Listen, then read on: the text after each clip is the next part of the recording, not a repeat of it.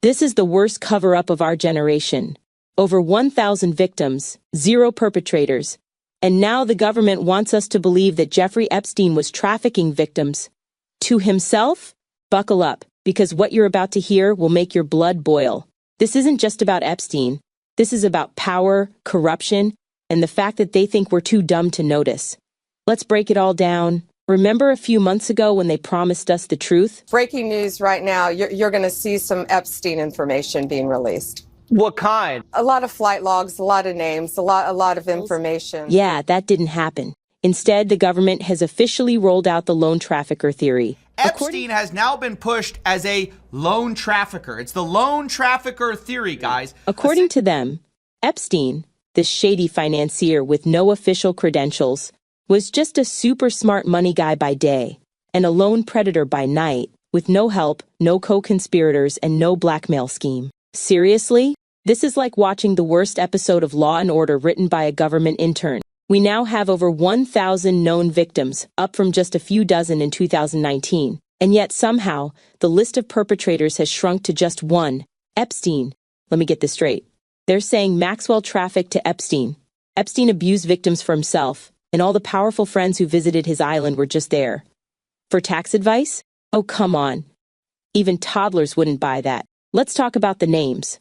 Leon Black allegedly paid Epstein $158 million, yes, million, for tax advice. Then he quietly settled with the U.S. Virgin Islands for $62 million to make claims go away.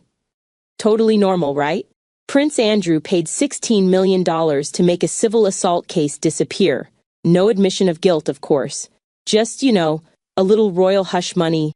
And let's not forget Barclays' ex-CEO Jess Staley, who was caught sending bizarre messages to Epstein like, "Say hi to Snow White," and got the reply, "What character would you like next?" This was followed by, "Beauty and the Beast," like, we're supposed to believe they were just talking about movies? The government's own documents claim Epstein cooperated with the FBI.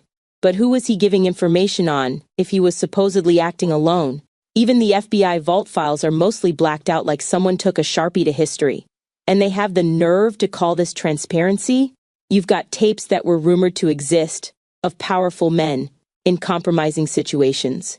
You've got Maxwell herself allegedly saying, "If you get Trump, you have to get Clinton too." And we're supposed to believe none of this means anything? Epstein's own brother quoted him saying in 2016, "If I said what I know about both candidates, they'd have to cancel the election." You think he was just bluffing? The public has been gaslit for years. They want us to ignore decades of credible reporting, redacted files, and multi-million-dollar hush settlements. They want us to believe that over 1,000 victims were harmed by a man who supposedly had no help and no clients. We're witnessing an insult to our intelligence. It's not just about Epstein anymore. It's about the system protecting itself. If you're just as disgusted as I am, don't stay silent. Drop a comment below with your thoughts. Do you believe Epstein acted alone, or is this the cover-up of the century? Smash that like button if you're done being lied to. And hit subscribe because we are not letting this story disappear like they want it to.